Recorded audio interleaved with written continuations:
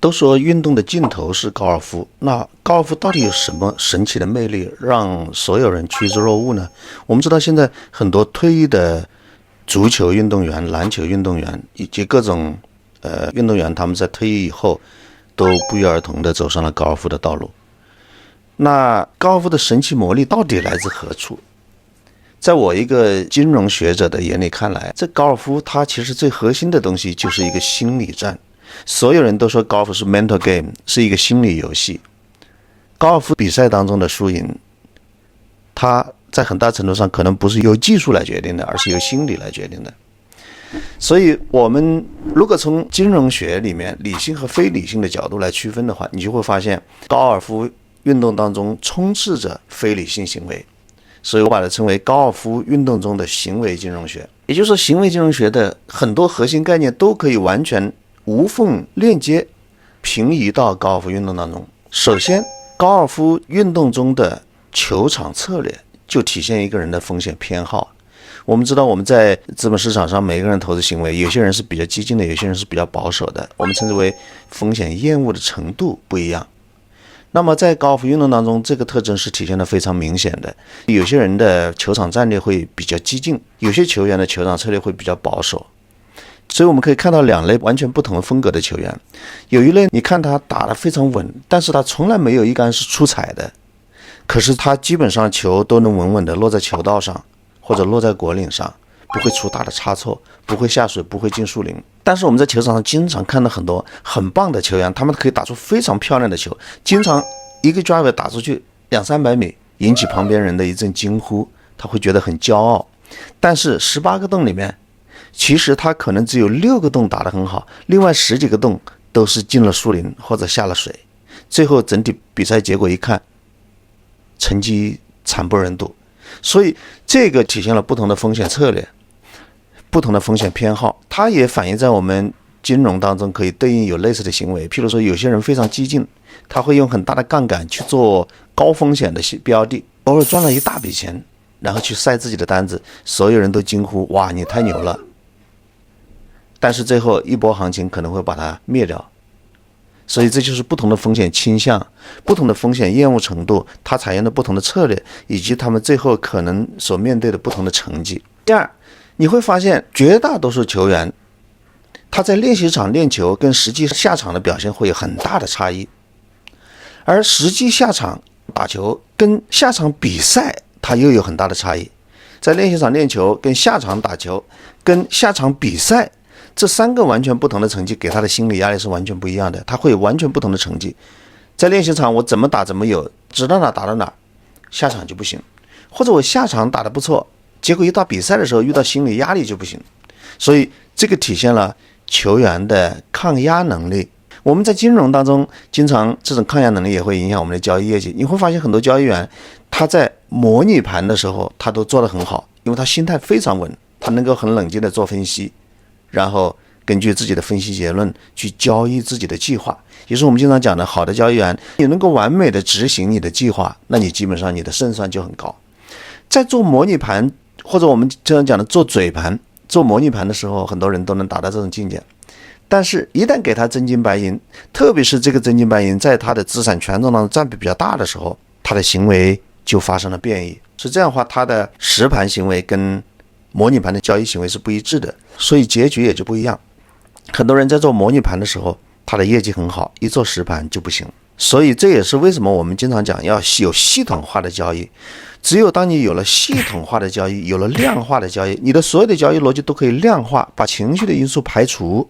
那这个时候你会发现你的模拟盘跟实盘是一样的。第三，下场打球的过程当中，你会发现很多球员会受到同组球员的影响。那这种影响有几个方面，一个方面可能是情绪的影响，另外一方面是同组球员成绩的影响。很多时候很多球员都会以同组球员，甚至特别是那种互相计分的2个球员之间的成绩，把对方的成绩作为自己的参考点，叫 reference point。 所以我们金融里面都知道参照点非常重要。如果你比同组对手球员或者互相计分的对手球员你比他打得好，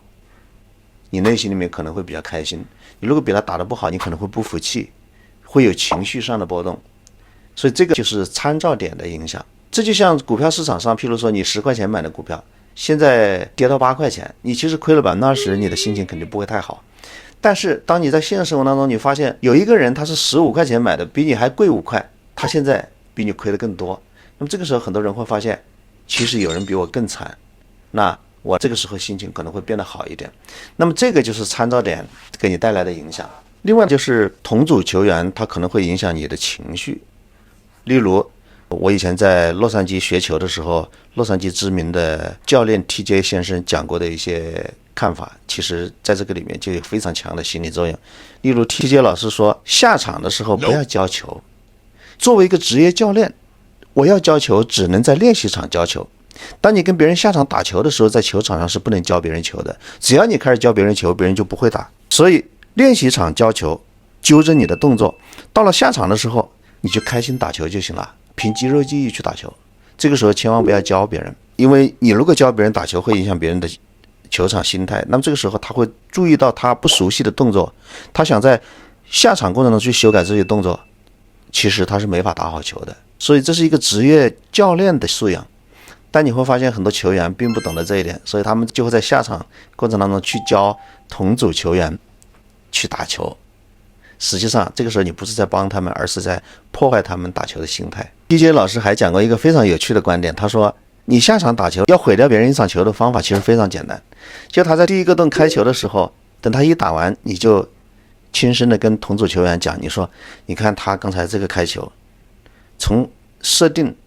到挥杆到击球到收杆，一切都这么完美。你这句话被打球的球员听到以后，他就会以这个完美的标准去要求自己每一杆，他后面就很难打好球。所以这个就是同组球员的互相影响。第四个方面，譬如说我们刚才讲的保守策略还是激进策略，体现在这个每一个人的风险偏好上，还有羊群效应、从众心理。譬如开球的时候，绝大多数球员除了3根洞以外，其他所有的洞都是用 driver 用1号木开球。我们知道1号木的容错率是最低的，所以1号木开球很容易出差错。在很多时候其实我们并不需要每一个洞都用 driver 去开球。那为什么我们都喜欢用 driver 开球呢？一方面是我们想更激进一点，想打得更远，还有一方面是绝大多数人在发球台上都会用 driver 开球，所以我们也 follow 别人的做法，这就是羊群效应。那我们继续看第5个方面，球打坏了怎么处理？如果我在球台上发球，一杆打进了树林，那我第2杆应该怎么打？简单的说，就是一杆没打好，你已经遭遇了损失。那我们比较理性的做法就是认赔出局。我就这杆没打好，我承认没打好，我垫一杆出来，或者拍一杆出来，多打一杆，打回球道，再下一杆稳稳的把它打上果令。但是你会发现大多数人不会这么干。第1杆没打好，那直觉的反应是怎么样？第2杆要从树林里面攻果令，要把刚才损失的这一杆把它捞回来。这种行为我们在金融学里面叫做损失厌恶，绝大多数人都有这个特点，都是厌恶损失，不能接受损失。所以当出现损失的时候，我们会出现一个更加激进的行为，更加承担风险的行为，就是要把它扳回来，我们又称为扳本效应。大家想一想，在球台上发球的时候，你的球是架在梯上打的，是最安全的打法，你把它打进了树林，现在你却要在树林里面最糟糕的条件下把它打上果林，你觉得可能吗？所以你可能做10次这样的救球，其中有3次就成功了，7次都失败的。所以在概率意义上讲，你这么做是不合算的。当然如果我救上了果林，别人会说哇太牛了，但是从概率的角度，这样对我们的成绩是不利的。所以这就像我们投资当中亏了钱以后，绝大多数人都不愿意出局，就是说自己被套牢了，就做鸵鸟不再看了，不想认赔出局，我就想把它扳回来，叫扳本效应。第6，球场上的路径依赖，也就是说你前面打得好不好跟后面打得好不好有很大的关系，所以很少有人在前9洞和后9洞都能打好的。很多原因，这都是心理上的影响，表现为一种路径依赖。譬如当你前9打得很好的时候，你后9就会有很大的心理压力，你希望跟前9打得一样好，甚至更好，这场比赛我就可以赢了。于是你的后9心理压力很大，往往后9打不好。但是有些时候我们是前9打不好，前9打不好以后，我这场球已经放弃了，我已经心态上已经平和了，结果后9反而打得好。所以这是一种路径依赖。还有很多人经常说，第一个洞不要打鸟，为什么？第一个洞打鸟往往是灾难的开始。绝大多数人第一个洞打鸟，这场球都打不好，原因也是一样的，这是一种路径依赖。当你第一个球打了鸟的时候，你会觉得自己今天状态特别好，你会对自己的要求特别高，特别苛刻，你也会对自己这场球能赢充满着期待，打出好成绩，所以对自己要求会非常高。这样的话，你后面会经常出错，最终成绩往往都不太理想。另外还有就是说，整场球的成绩或者一个洞的成绩，当你打出+1跟打出-1，你打了一个鸟跟打了个 bogey， 对你的心理的影响是非对称的。当然就是相对你的差点，相对你的水平来说，你打得好，譬如说你打了个鸟，你会很开心；你打了个 bogey 没打好，你会很不开心。那么到底哪一种情况下对你的心理影响更大呢？这就如同我们在投资当中一样，赚钱和赔钱对你的心理影响是不对称的。赚钱给你带来的快乐远远比不上同样金额的亏损对你心理上产生的困扰那么大。也就是说，亏钱的时候我更痛，比赚钱的时候的快乐还要厉害。那打球也是一样，所以这一种非对称的心理影响。所以你会发现，整个从练习场练球开始，到1号洞发球，然后到球场的整个策略，到最后的成绩，到前9后9，